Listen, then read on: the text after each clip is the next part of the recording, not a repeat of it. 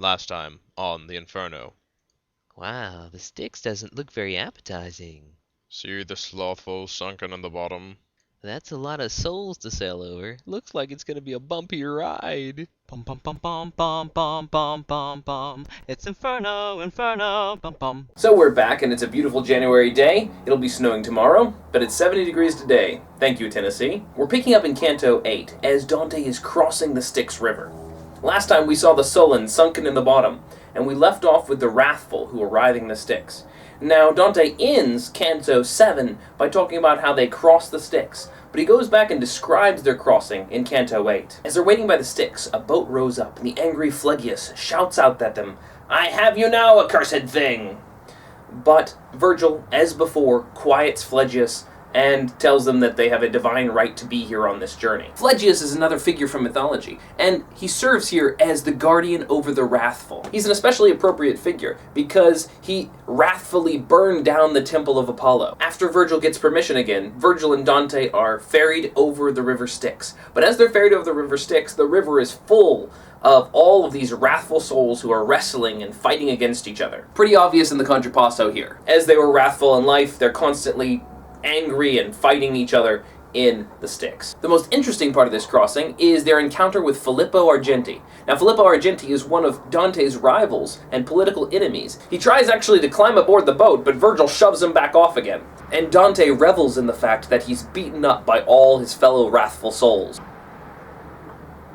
Notice the language he uses as he's describing watching this. And soon the muddy mob begin to flay the shade so wildly that for what I saw, I still give thanks and praise God to this day. That seems awfully happy for someone watching someone be torn apart. It's very harsh. This is maybe a little bit difficult to understand, and also it maybe makes us feel a little bit negative towards Dante. How could he be so happy seeing someone torn apart? This was his political enemy, and perhaps this passage goes on to emphasize how the souls in hell do not deserve pity. After all, Virgil seems awfully pleased that Dante was so angry and enjoyed so much watching the soul be torn apart. These souls really don't deserve pity because they're here because they want to be, as we've mentioned before. Later on, when we encounter purgatory, those souls will deserve pity because they turned, and they're being transformed. Next, we arrive at the city of Dis. The city of Dis is interesting.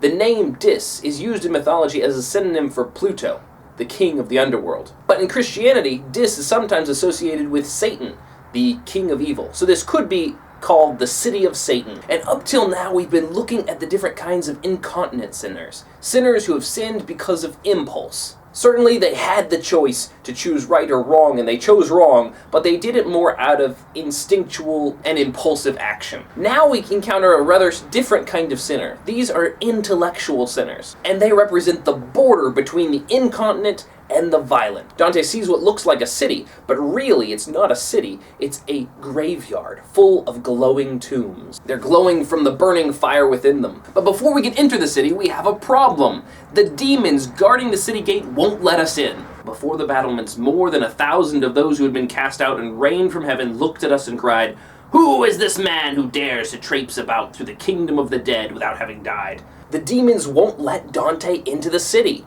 Because he's still alive, they refuse his entry. Even though Virgil talks with them and shows his magic divine pass card, they still refuse. These are the rebellious angels, the demons who fought against God. It's easy to link them with the Wrathful, those rebellious and warlike spirits. The demons tell Dante that they're going to capture Virgil and send Dante alone to find his own way out of this place. Dante's terrified. Without Virgil, he's doomed. He says, "Reader, decide for yourself if I did not then lose heart at what the demon shouted, for I thought I would never come back here again." Virgil comforts Dante, saying, "Do not be afraid. No one can interfere with our progress when its warrant is supplied by such a one. You will await me here. Let your weary soul be comforted and fed with hope. I will not leave you. Never fear, alone in the low world." So Dante feels a little bit better. But even though Virgil talks with the demons, he can't win them over. They still refuse him entry. Virgil returns saying, "Yes, they're blocking our way, but don't worry, we'll have help."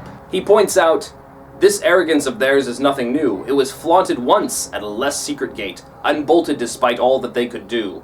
You read its deadly inscription." Once upon a time, these demons tried to block Christ from entering hell because they knew his entry into hell would take away their strength and their power. But Christ overcame them and broke through the gates, leaving ruin all throughout hell. Another subtle instance of Christ's power and victory over hell. So Canto 9 begins with Dante and Virgil waiting for help. And Virgil, though he's tried to be encouraging to Dante, has his own doubts. We notice, as Dante watches him, that he seems to be losing confidence. He stood like someone listening, for lack of light enough to let his vision cross the thick fog in the air that was nearly black. "Still, we were meant to be victorious, or else," he said. "She promised us such aid. How long it seems till someone comes to us." He leaves his statement unfinished. He says, "Surely the promise of help is coming unless..." And Dante takes that unless to heart, and he says, "Unless what? Unless we're abandoned? Unless heaven doesn't care? Unless we're doomed to die here?" I clearly saw how his last words overlaid the first part of his speech, how their intent reversed the impression he had first made. But the phrase that he left unfinished sent new fear through me, as my mind supplied more dire conclusions than he might have meant. To reassure Dante, Virgil tells of another time that he had to walk through the Inferno, and he made it safely. But now, a new threat arrives, with the Furies. I heard a sound of further words, and yet I do not know what he said next, because my eyes were steered to the summit of the high tower with its glow, for on that spot had suddenly appeared 3 hellish Furies, who in the shape and mien resembled women, but they were blood-smeared and girdled with hydras of the deepest green. They had horned vipers and small snakes for hair round their fierce temples. Handmaids of the Queen of Eternal Lamentation, all 3 were well known to him, who turned and said to me, "Behold the ferocious Erinyes there." They're mythological figures who are supposed to punish the wicked in the underworld. But here again they attempt to put an end to Dante and stop him on his journey through hell. They do this by summoning Medusa, who could turn him to stone. "Now let Medusa come, he'll be stone cold when she gets done," they cried. "It was a poor revenge we took when Theseus was so bold." Virgil quickly rescues Dante by turning him around and telling him to shut his eyes. He says, "Turn round and keep your eyes shut tight. Be sure that if the Gorgon shows herself to you and you look at her, you will see the world no more." Dante's in physical danger, but Virgil doesn't just tell him what to do, he also protects him. "So my master cried, and with his own hands too he covered my eyes when he had turned me round, as if not trusting what my hands could do." So Virgil has Dante close his eyes, and then Virgil puts his own hands over Dante's eyes to protect him from seeing Medusa and from being entrapped. Here's a clear example of Virgil protecting Dante, or perhaps poetry protecting Dante. Now, you might think that I'm going a little too far with the symbolism. Did Dante really mean for us to interpret this symbolically? Does he really mean for us to interpret this as poetic allegory? Absolutely. Look at the next passage, line 61. "O you who have intelligence that is sound, look through the veil of these strange lines and see to where the hidden doctrine may be found." Basically, he's saying, read between the lines, get the symbolism I'm trying to show you. He's not even subtle about it. He just says, this is symbolic. Did you get it? See what I just did there? It's a nice comfort to realize that all this symbolism we've been reading into is definitely there. But in the next instant, we see a spirit crossing the waters. He comes up to the door and touches it, and it opens. As frogs dart through the water to abscond from their enemy the serpent, till they lie all huddled at the bottom of the pond, I saw many wasted souls slip by, more than 1,000, fleeing from the one who strode across the Styx, with feet that were still dry. He fanned his left hand often, to clear the load of fetid air with which the place was full. This was the only weariness he showed. I knew that he had come at heaven's will. I turned to my master then, who signified that I should bow before him and keep still. With high disdain he opened the gate wide with a little wand he carried in his hand, and there was no resistance from inside. The angel doesn't speak to Dante or Virgil, merely to the demons, reminding them that their stubbornness is only going to get more trouble on their heads. And then he turns and retreats back the way he came, leaving the door open for Dante and Virgil. Upon entering the city, they can finally observe these tombs that they saw from the outside. Here within the city, as I mentioned before, are the intellectual sinners, the Epicureans. These are the heretics who believe that there is no soul after you die. And what's their contrapasso? Well, they believed once they died, they would be dead, no more soul. And now, once they die, well, they just lie in tombs. Superheated tombs, of course. We get to actually meet them in Canto 10. Dante and Virgil are walking through the city, chatting about the significance of Epicurus and why these people are here, when all of a sudden they're interrupted by Farinata, who is a native of Florence. He hears Dante's voice, recognizes his accent, and says, "Hey, I know where you're from. You sound like my people. You are a native son, as your speech makes clear, of that noble fatherland to which I have done much damage, and perhaps was too severe." Virgil points out Farinata, and Farinata has risen up out of the tomb, with a very particular kind of posture that's keenly emphasized. Turn round and view Farinata, who is risen up now, upright. From head to waist, he stands in front of you. He stood with chest thrown out and upturned head, as if hell itself were contemptible in his sight. His posture here is actually very important and symbolic. Dante was familiar with a work of art painted on a cathedral there in his hometown. It depicts Christ rising out of the tomb from the waist up, arms outspread. This picture symbolizes resurrection, the very idea that Farinata denies. He doesn't believe in the soul, he doesn't believe that the soul is resurrected, and yet here he is, as if by accident, depicting the resurrection with his own body. It's one of the ideas of parody that shows up again and again and again in the Inferno. Just like the souls in the lustful section, who spun around and around and around due to their lust, who parody the angels who represent divine love spinning around and around and around God in circles. He's using something negative to parody something good. Dante and Farinata talk for a few moments about their political differences. Farinata is a Ghibelline and his family has been defeated. But Dante is a Guelph. He's beaten the Ghibellines and driven them out. But not without wars between the two. When Dante mentions his family, Farinata says, "They were fierce foes, bedeviling my party, my house, and me. But on the attack 2 separate times, I sent them scattering." Dante replies, "Though driven out, they managed to come back both times from which they were dispersed. An art that those of your kind seem to lack." In other words, your people never managed to pull themselves back together and come back into Florence. We drove you out for good. But right in the middle of this conversation, another soul peeks his head up from the tomb that Farinata's in and interrupts! It's Cavalcante de Cavalcanti. And he says, "If high genius lets you through to wander this prison where light has died, where is my son? Why is he not with you?" This is Guido de Cavalcante's father.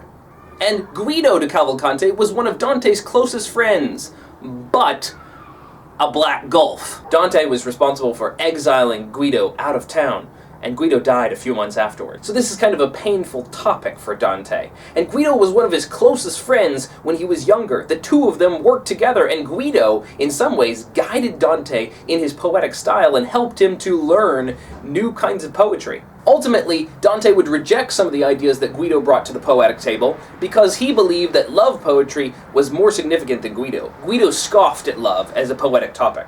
When Cavalcante says, "If high genius lets you through to wander this prison where the light has died, where is my son?" he's saying that surely if your reason and your intelligence have gotten you this far through the underworld, Guido has been guiding you, because Guido was an intellectual equal to you. Surely he could have come too by his own intellectual prowess. But Dante hasn't gotten here by intellectual prowess. He's gotten here by divine help and by divine love. He replies to Cavalcante by saying, "I have come not of myself. He who stands aside leads me through here to one that, it may be, your Guido had disdain for."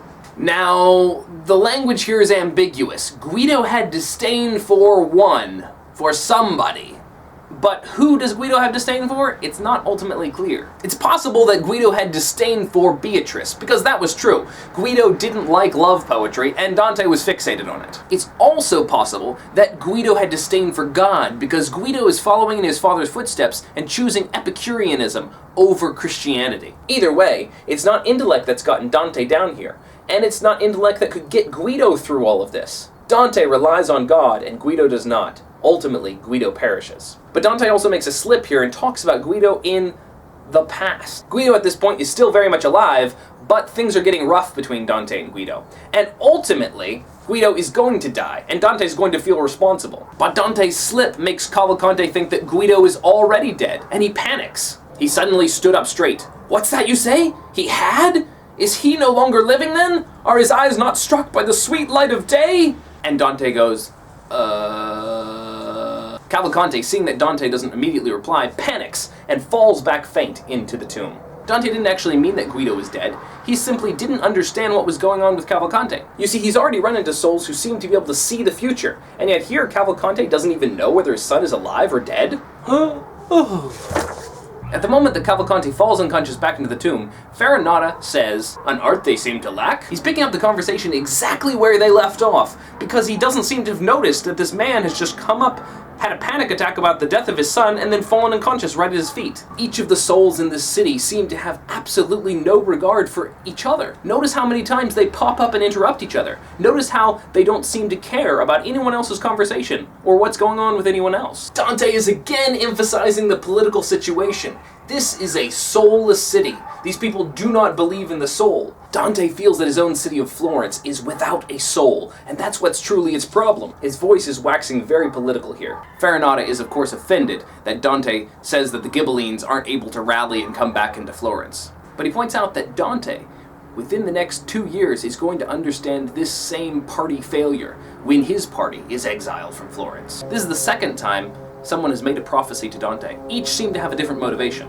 And Dante asks Farinata why Cavalcante cannot see whether his son is alive or dead. If Farinata can see the future, if Chaco can see the future, why can't Cavalcante realize his son is still alive? And Farinata says that they see with far-seeing eyes, but they can't see what's going on right now. It's one of the limitations of being dead. They have the ability to see the future, but not the present. And then, once the end of time comes, and Judgment Day, they'll all be sealed in, and all of their knowledge will be ended.